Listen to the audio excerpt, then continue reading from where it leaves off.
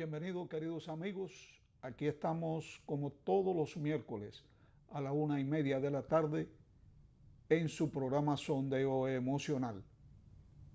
Sondeo Emocional, siempre lo decimos al principio del programa, es retransmitido esta noche alrededor de las 11 de la noche. Y posteriormente, a partir del día de mañana, si tenemos suerte, hay que decirlo así, podrá estar en YouTube, donde ustedes accesarían a cualquiera de nuestros programas. Hoy, como hacemos todas las semanas, vamos a realizar un programa encaminado a alertar a todos esos padres que tienen niños con algún tipo de dificultad en el colegio, en la escuela. Es precisamente a aquellos niños y niñas que tengan dificultad en leer, dificultad en escribir, que se traduzca esta dificultad en conductas estereotipadas y en un bajo índice académico. Es muy triste ver cómo se juzga a un niño o a una niña cuando no puede realizar las tareas o no puede realizar su trabajo escolar a la misma velocidad y con la misma calidad que los otros compañeros. Y hay una condición que prácticamente no se le presta atención. Por lo menos en nuestro país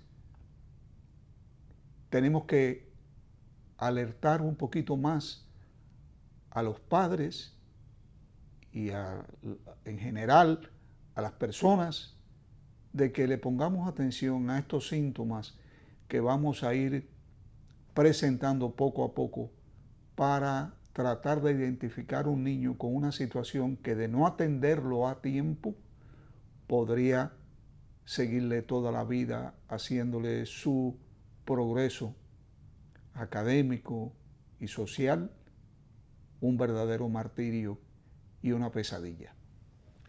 Vamos a hablar hoy de la dislexia. La dislexia es lo que regularmente anteriormente se conocía como que un niño no podía leer o lee inapropiadamente para su edad, que tiene dificultad en la escritura y tiene dificultad en deletrear. Esos son algunos de los síntomas que aparecieran y que las personas ya por estos síntomas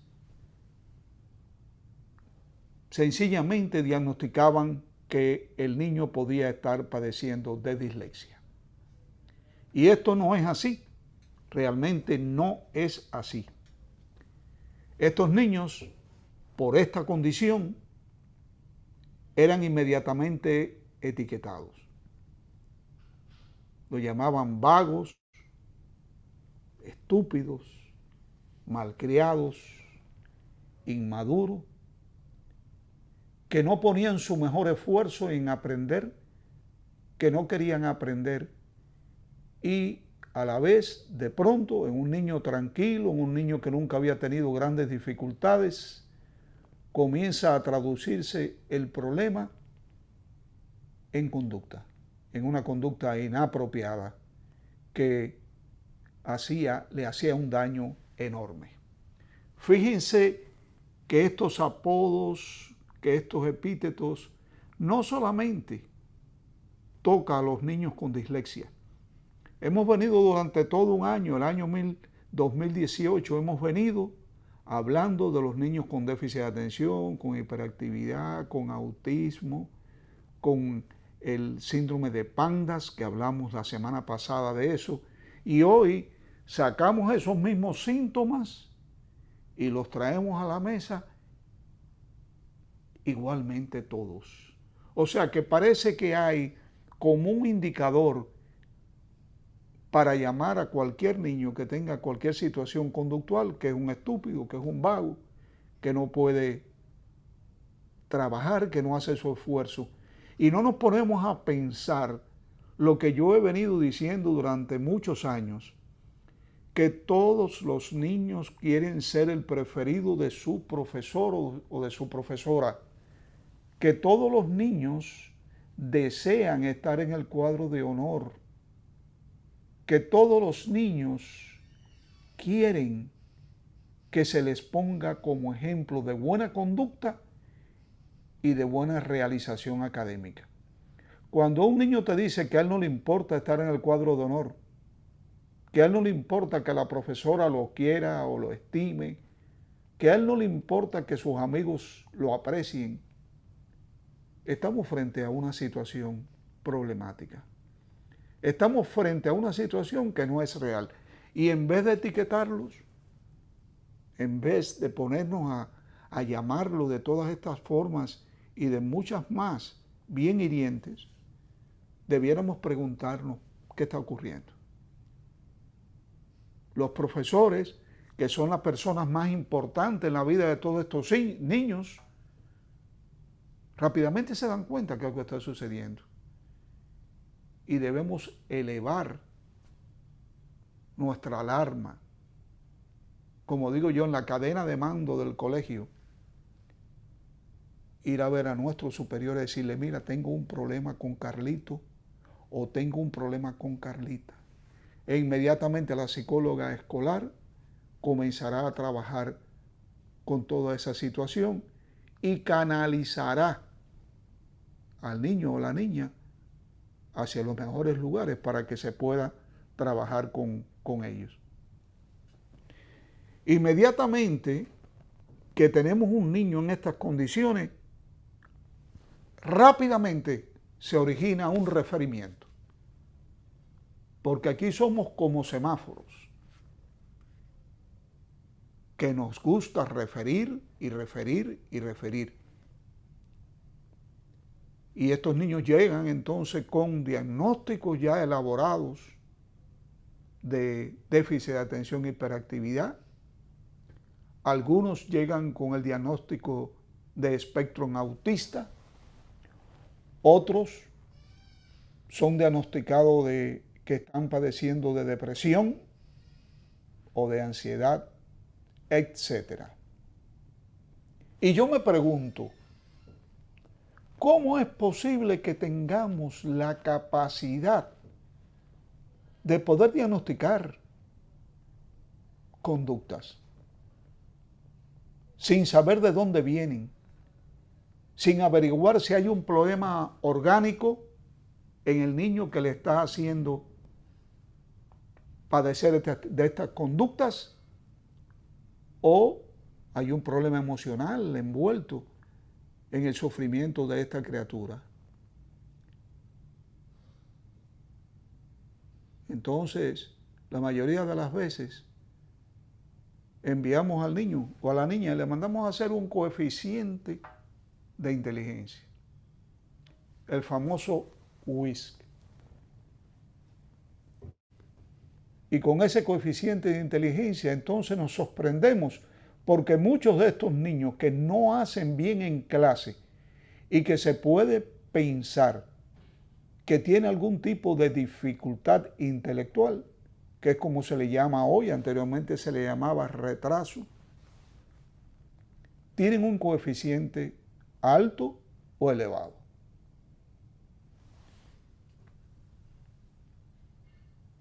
¿Y qué hacemos entonces?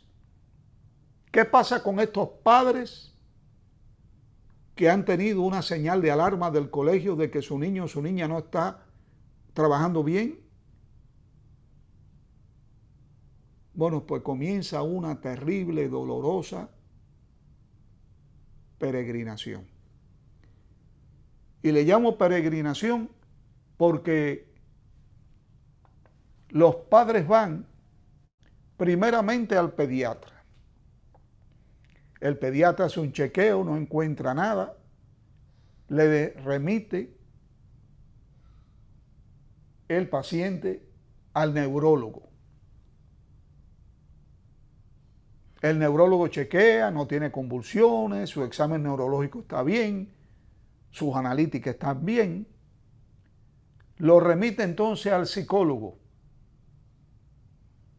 El psicólogo hace sus pruebas, sospecha que pudiera haber algún problema gástrico, algún problema de tipo alérgico, alimentario, y lo remite entonces al nutricionista. Y de allí en adelante continúa, hasta que alguien en esa cadena de peregrinación se acuerda que hay doctores especializados en esto, que son psiquiatras, que debió haber empezado por el psiquiatra y quizás no hubiera habido esta peregrinación. Pero es como yo digo, desafortunadamente, la psiquiatría aún está cargando los tabúes de hace miles de años, donde el que iba a un psiquiatra era porque sencillamente tenía una enfermedad mental severa. Y eso es un error, totalmente un error. Los psiquiatras son los especialistas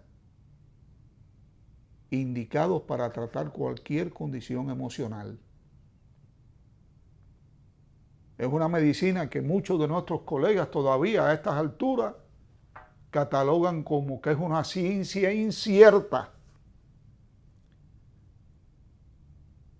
Pero el problema es que cuando nadie en medicina encuentra qué está ocurriendo con un paciente, allá lo envían al zafacón de la medicina, como digo yo, a manos de un psiquiatra que cuando ve al paciente inmediatamente se da cuenta que ha estado peregrinando por los caminos indebidos.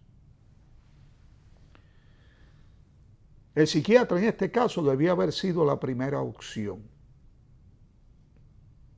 ¿Sabe por qué?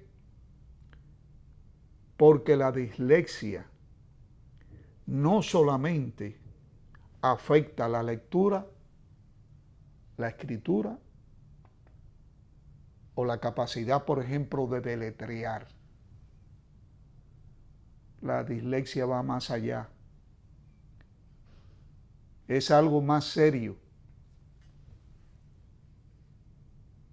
La dislexia afecta la memoria también.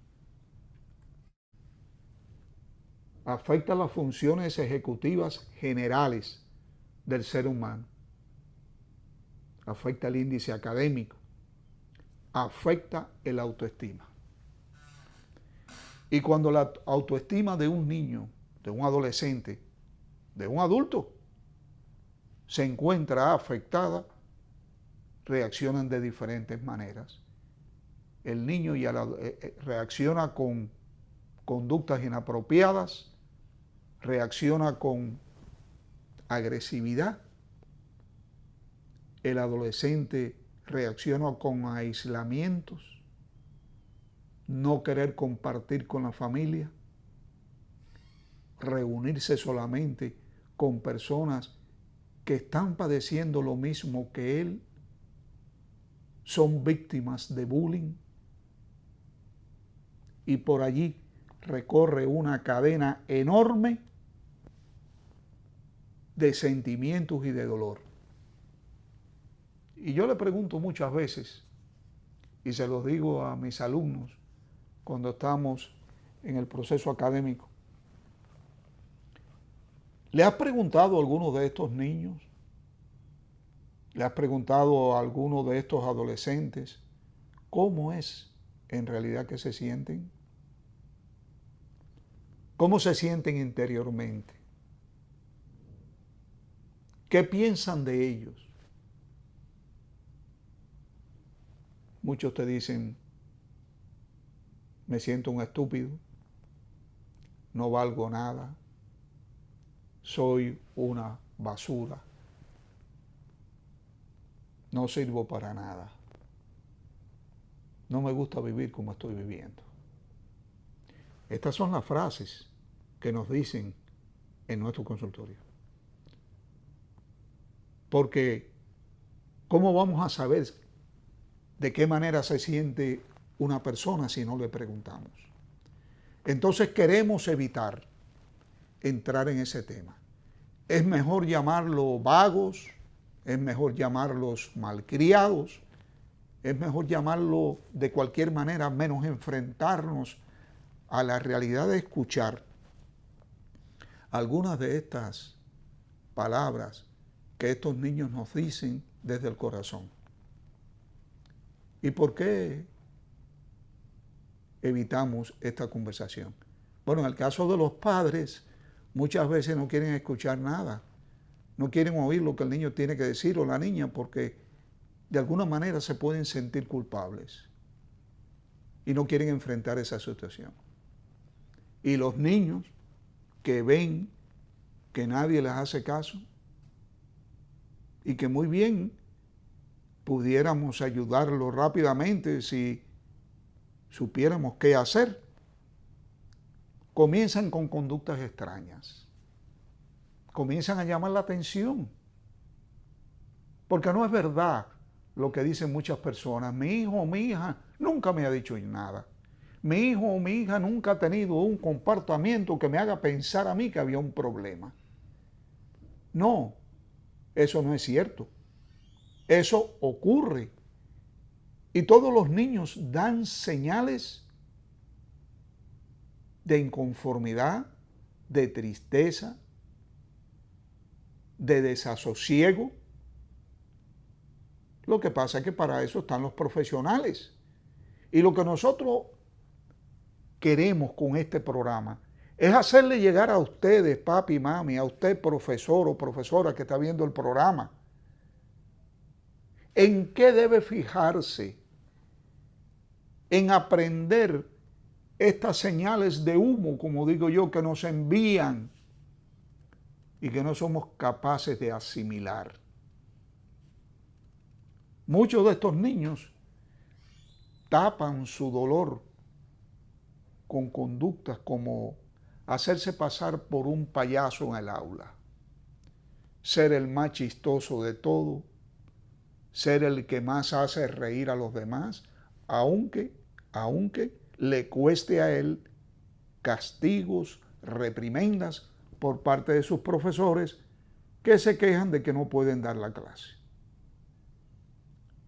Aparece la mala conducta agresiva. Ellos mismos muchas veces son quienes originan el bullying a otros compañeros porque se quieren sentir importantes, ¿verdad?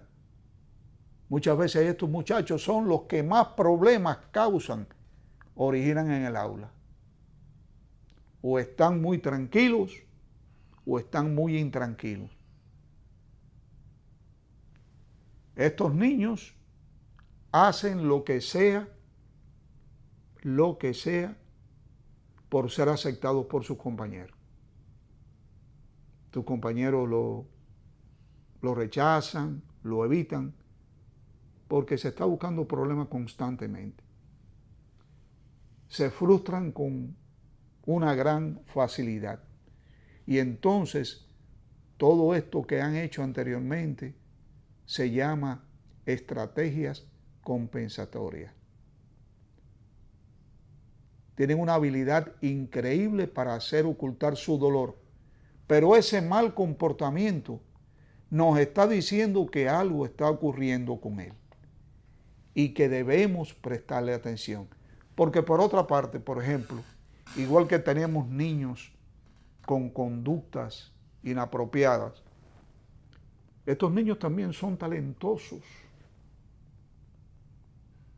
Un niño con dislexia quizá no pueda leer apropiadamente, quizá no pueda escribir apropiadamente, pero son talentosos en otras áreas, como el arte, el drama, la música, los deportes.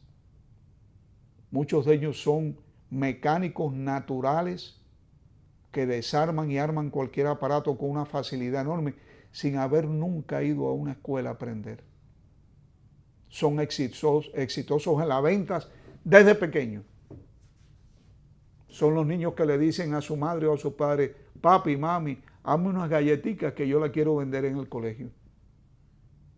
Son ahorrativos, no malgastan su dinero. Diseñan cosas, diseñan juegos electrónicos que nosotros hemos tenido la oportunidad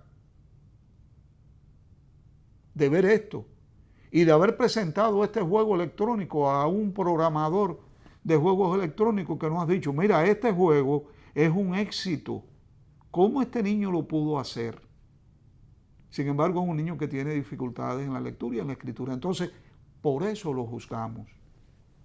Son buenísimos en la construcción de cosas, de aparatos, de ideas. Y entonces, como el niño no puede leer ni escribir, o tiene una letra horrible que no le entiende nadie, o habla en una forma que él mismo se da vergüenza, entonces lo juzgamos. Y hay que tener mucho cuidado, porque uno puede tener todas estas sintomatologías, pero hay que evitar que se dañe la autoestima. Y usted como maestro, si tiene un niño con estas características, si tiene un niño revoltoso en el aula, agresivo, payaso, no lo castigue. Trate de averiguar, reporte inmediatamente ese niño o esa niña al psicólogo o a la psicóloga para que ellos comiencen a trabajar de una forma continua, detectando cuál es la situación de ese niño o esa niña para poderlo ayudar. Estamos hablando, para aquellas personas que nos sintonizaron ahora, estamos hablando de dislexia. La dislexia es la incapacidad de muchos niños en aprender a leer, en aprender a escribir. La incapacidad de muchos niños de poder transmitir lo que leen, porque su lectura comprensiva es muy pobre y no nos damos cuenta y los castigamos. Vamos a ir a unos comerciales y cuando regresemos continuaremos hablando de la dislexia.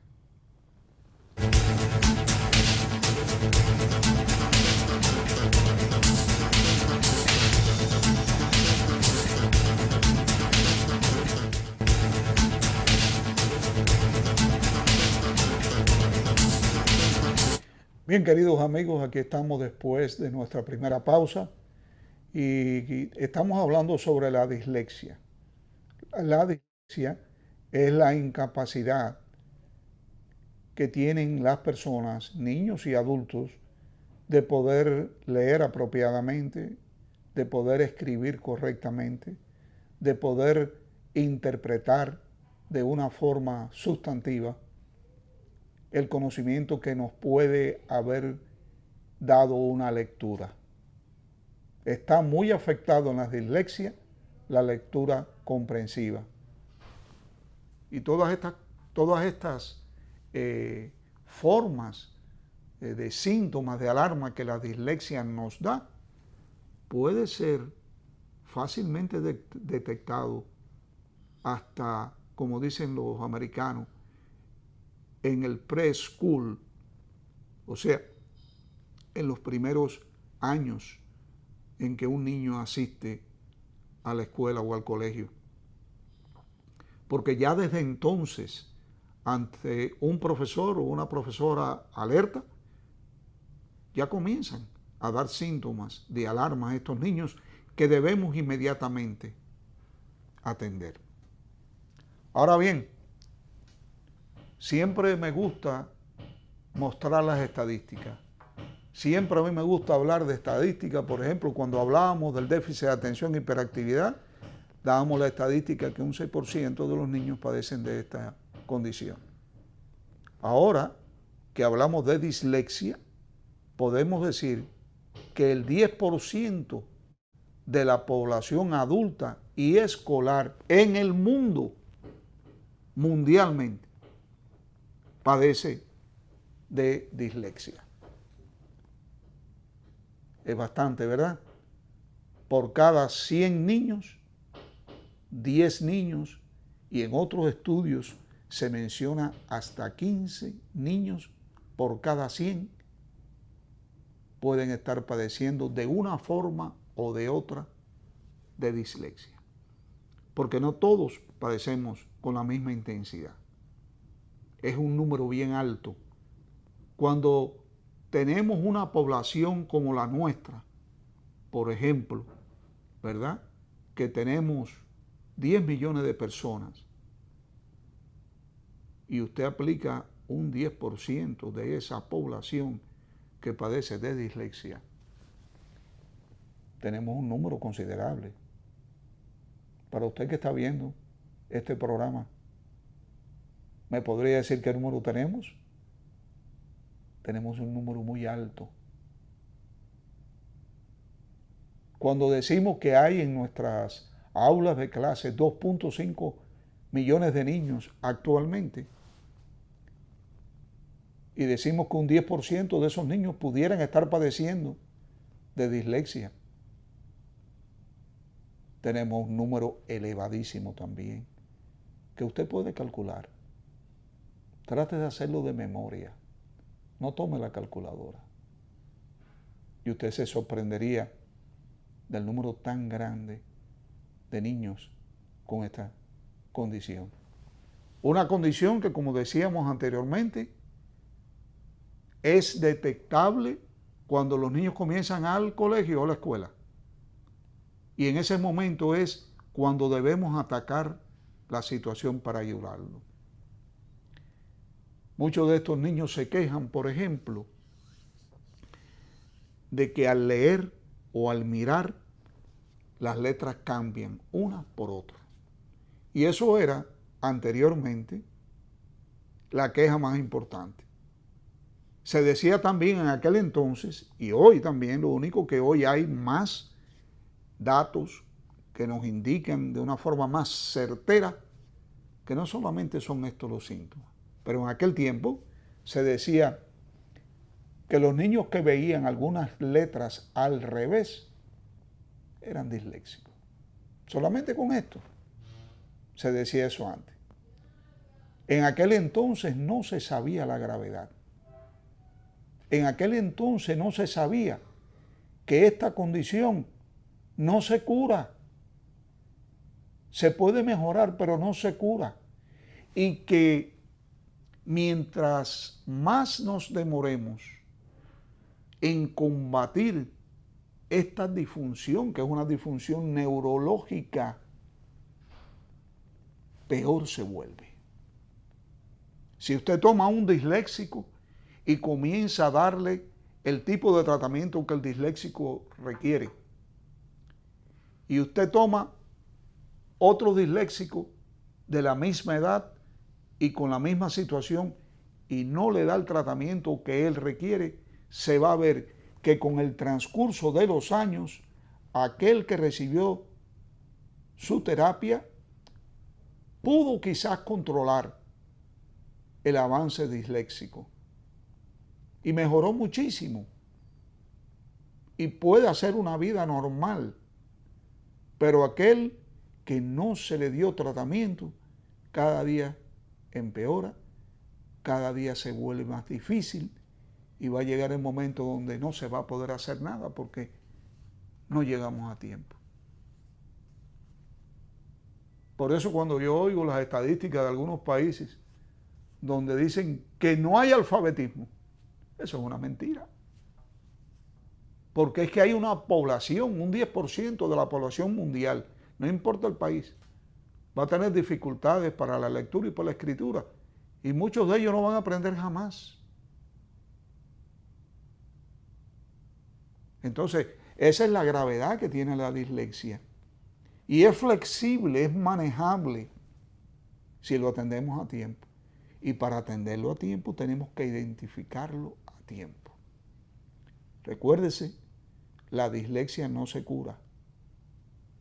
La dislexia con el tratamiento adecuado se mejora.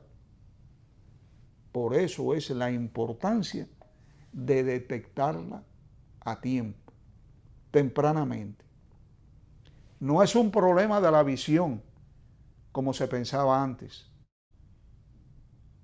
¿Cuántos niños llevamos al principio de los años escolares como una obligación, como algo mandatorio, al oftalmólogo para que le chequee la visión, y el resultado oftalmológico es normal y el niño no puede aprender a leer, no puede aprender a escribir, no tiene una lectura comprensiva? Y se insiste de que quizás necesite anteojos, quizás necesite un tratamiento para esto, para lo otro. No, no es un problema de la visión, no es un problema del coeficiente de inteligencia, como antes se creía, que había personas que por su coeficiente de inteligencia bajo no iban a aprender a leer. No, no es así. Esto nada tiene que ver con la inteligencia, ni nada tiene que ver con la visión.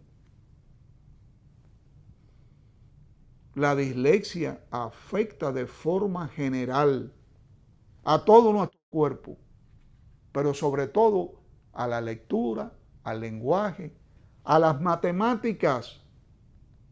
Y cuando se afecta el autoestima, las relaciones sociales también se ven afectadas. O sea que no se puede tomar, y es nuestra intención hoy, que usted, mamá y papá, que tiene un niño que quizás ha sido diagnosticado con dislexia, usted tiene que saber la verdad.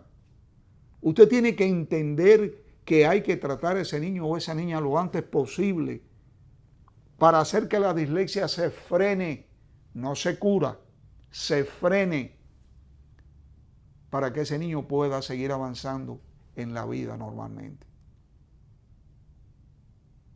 No podemos cruzarnos de brazos y decir que es un problema que lo tienen muchos niños. Es un problema, le echamos la culpa a los maestros. No, los maestros no tienen culpa tampoco de eso. Culpa tendrá un maestro, sobre todo los de nivel inicial, que son los que están envueltos con el aprendizaje de la lectura y de la escritura en sus primeras etapas. Si no reporta la dificultad que puede tener un niño, porque hay que evaluarlo inmediatamente. No podemos darle tiempo porque el papá fue así, porque la mamá fue así, porque el abuelo era igual. No, señor. Tenemos que referir a ese niño inmediatamente a la psicóloga del colegio, y la psicóloga del colegio tomará las medidas necesarias para salvar la vida de ese niño, porque es que es la vida lo que tú estás salvando. Cuando tú le enseñas a un niño a leer y a escribir, esos son los primeros pasos para el triunfo en la vida. Por lo tanto, cuando tú identificas un niño o una niña con problemas de lectura, con problemas de escritura principalmente, le estás salvando la vida, porque lo vamos a poder tratar de una forma que el niño pueda avanzar normalmente.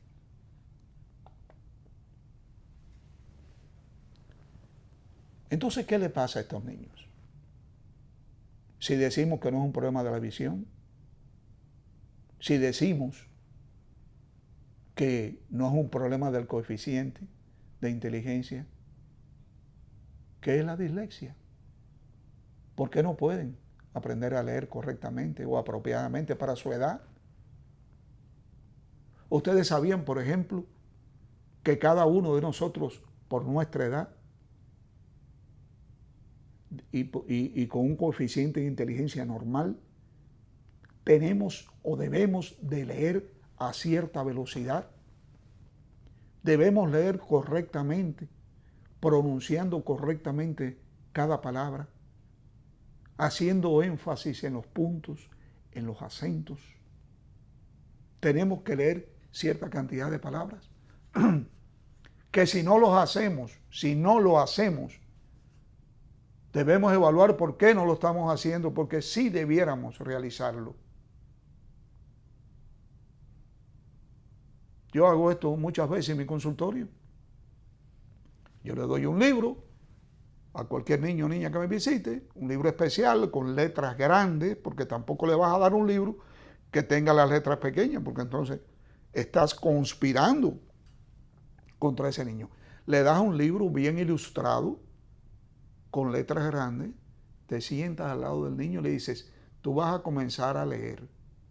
Trata de leer bien, trata de pronunciar bien cada palabra.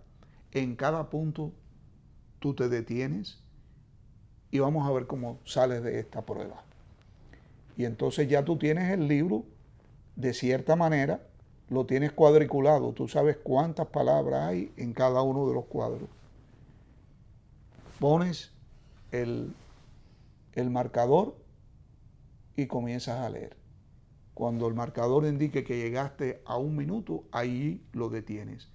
Y cuentas cuántas palabras correctas ha dicho. Porque las que no son correctas no se cuentan. Y entonces cuentas cuántas realmente leyó bien. Y eso rápidamente, en 1 minuto, en 1 minuto, tú puedes estar orientándote hacia una situación que viene. Entonces debes comenzar a investigar por qué. No es para hacer diagnóstico. El diagnóstico de la dislexia solamente lo hacen los expertos, las personas que se han capacitado en esta área. Hay pruebas a través de la computadora, de sonidos, en fin, hay una serie de pruebas que hay que hacer para uno decir si él es disléxico o no. Pues bien, estos niños no pueden poner juntos, fíjense bien, las letras con los sonidos. No pueden poner juntos las letras con los sonidos. Por ejemplo, la letra P. Ese sonido de la P, ellos no lo pueden poner juntos. Y lo dicen de otra manera. No tienen la habilidad de reconocer el sonido de las palabras.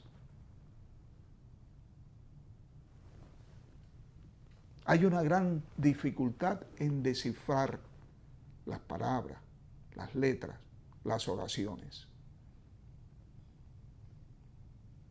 Es una inhabilidad genética donde se han identificado 4 cromosomas que tienen que ver con estas dificultades. No es simplemente ver una palabra al revés y confundirla. Sí, esto se ve también, pero no es simplemente esto. No es simplemente confundir los colores a la edad que ya debiera conocer los colores. Esto se ve, pero no es únicamente el síntoma. Es algo más serio. Por eso estamos alarmados, porque vemos que no se le está dando la prioridad y la atención que se necesita. Es algo mucho más serio. Es un problema central. Es un problema dentro de nuestro sistema nervioso que no se cura, que se controla, que se mejora. Vamos a nuestra segunda pausa y cuando regresemos continuaremos hablando de este enigma que está acabando con la vida y la felicidad y la prosperidad de muchos de nuestros niños, la dislexia. Regresamos en breve.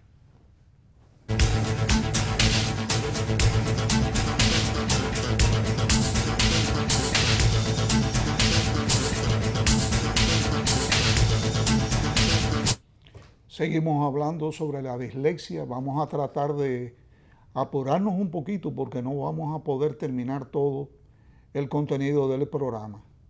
Pero yo le prometo que si no terminamos hoy, terminamos la semana próxima, porque no podemos dejar estos temas así, tan vacíos. Entonces, para poder detectar al niño hay que detectarlo tempranamente. Se habla de preschool, o sea, a la edad de los 5, los 6 años. A esa edad se puede hacer el diagnóstico perfectamente y no hay que esperar a llegar al problema, no hay que esperar a que tengamos ante nosotros, como hemos tenido niños de 16, 17, 18, personas de 40 años que han sido disléxicos toda la vida y no lo han sabido. Y han llegado a nosotros y hemos dicho, pero tú lo que tienes es dislexia. ¿Cómo que dislexia, doctor? Sí, dislexia. ¿Y qué es eso? Y le hemos explicado. ¿Entiende? Porque es que la dislexia afecta prácticamente todas las áreas de nuestro vivir. Afecta la escritura. Yo no sé, señor director, ahí lo tenemos. Afecta la escritura, afecta la lectura, la comprensión, la fluidez de la lectura en sí, la estructura en oraciones estructuradas, no pueden leerla. El deletrear, no pueden hacerlo tampoco, y lo hacen de una manera incorrecta y por tanto afecta el lenguaje. Es una situación de alarma enorme, donde si queremos tener estadísticas favorables en esta revolución académica, en esta revolución cultural que existe, nosotros tenemos que ponerle mucho interés en los primeros años de vida de un niño o de una niña sobre este problema, porque va a afectar su desarrollo académico. Estos son niños que aprenden más por experiencia, como antes, como yo le decía. ¿Y cómo aprendió el papá de Jesucristo a ser carpintero? ¿Fue a alguna escuela? ¿Fue a alguna universidad? No. Aprendió por experiencia, aprendió ayudando quizás a su papá o a su tío o a su abuelo, y aprendió un oficio y vivió de ese oficio y mantuvo su familia. La información que se le da en clases a estos niños no funciona. Usted le habla a estos niños del cacao y no entienden nada. Los lleva a la ruta del cacao y allí aprenden toda la vida el proceso de cómo se obtiene el cacao y cómo se elabora todos los productos a partir de él. Sin abrir un libro, sencillamente mirando, escuchando lo que alguien en un momento se lo pueden decir. Y estos son los niños que en el aula de clase se aburren. Estos son los niños que en el aula de clase prefieren hablar y prefieren molestar porque ellos no entienden, no pueden leer. Y hay de aquel niño que tenga una dislexia y el maestro sepa de que tiene dificultades para la lectura y piense que poniéndolo a leer en voz alta lo está ayudando, lo está avergonzando y le está causando un mal enorme a la autoestima. Son estos los niños que oímos que dicen, yo no sé para qué me están enseñando esto si yo no voy a estudiar esto. ¿Para qué me van a dar matemáticas si yo lo que quiero tocar es un violín? ¿Para qué tengo que estudiar bachillerato? Me dan muchísimas cosas que yo no voy a utilizar. Estos son niños súper inteligentes que tienen de alguna manera el circuito para ver las cosas. Cuando me hablo de circuito me refiero a las conexiones neuronales para ver las cosas de otras maneras. Estos son niños que dicen, sí, doctor, yo lo veo en mi cabeza. Y tú te ríes, tú lo ves en tu cabeza, ¿no? Yo no tengo que estudiar, doctor o profesora, no tengo que estudiar porque yo lo tengo aquí, yo lo veo, yo me lo imagino. Lo veo hasta en colores y no les creemos. Y es verdad que son así. Entonces tratamos de enseñarles de la manera clásica que no es para ellos. Hay que ponerle atención, mamá y papá también. Ustedes son los mejores observadores. Ustedes viven con sus hijos. Y a los profesores igual. ¿Cuántos niños hay que no pueden copiar lo que el profesor anota en la pizarra? No lo pueden llevar al papel. Tienen un problema visoespacial, no pueden traducir lo que está en la pizarra al papel. Pero si tú lo, en un problema matemático, que no lo pueden hacer en la hoja que le dan, pero si te piden permiso para ir a la pizarra, te lo realizan en la pizarra. Y tú te quedas, bueno, ¿y cómo? ¿Cómo es esto posible? Tienes que investigar qué está pasando con él. En estos dos ejemplos últimos no tiene que ver nada. O sea, no es nada malo, pero es una forma diferente de procesar las ideas. No son como nosotros, son superiores a nosotros. Y entonces los juzgamos porque no son como nosotros, porque no son como la mayoría. Es un 17% de la población mundial que padece de dislexia. Y de alguna manera tenemos que ayudarlo. Estos son niños que ejecutan acciones con las manos, más que conversar con ellos mismos. Y se dice que son niños que tienen un diálogo interno pobre. Tienen que tenerlo. Tienen que tener un diálogo interno pobre porque no hablan y no entienden el lenguaje. Muchas veces el lenguaje está afectado. Algunos de ellos son desordenados o compulsivamente ordenados. Son, como decíamos anteriormente, el payaso del aula, el que más problemas origina en el aula. O puede ser el que más tranquilo está porque puede estar avergonzado de tal manera que ni habla. Cuando decíamos, y me estoy apurando un poquito, cuando decíamos que afecta todo, también desarrolla el desarrollo psicomotor del cuerpo. Se atrasan o se adelantan en el habla, en el gateo, en el caminar, en abrochar cordones de los zapatos. Algo tan sencillo. Son niños con poco equilibrio. ¿Usted sabe a qué edad un niño debe montar una bicicleta sin rueditas de atrás? A los 3 años de edad. Estos niños tienen dificultad motora o gruesa fina. Nos están haciendo señas que se nos terminó el tiempo. Pero no. Vamos a continuar y vamos a terminar este tema la semana que viene. Por favor, papá y mamá que está escuchando este programa. Por favor, profesores, identifiquen a estos niños a tiempo. Hablen con su pediatra, hablen con su psicólogo, psicóloga, visiten un psiquiatra y vamos a ayudarlos para que nuestro pedazo de patria sea mañana mucho mejor del que a nosotros nos ha tocado vivir. Nos vemos la semana próxima a la 1:30 de la tarde.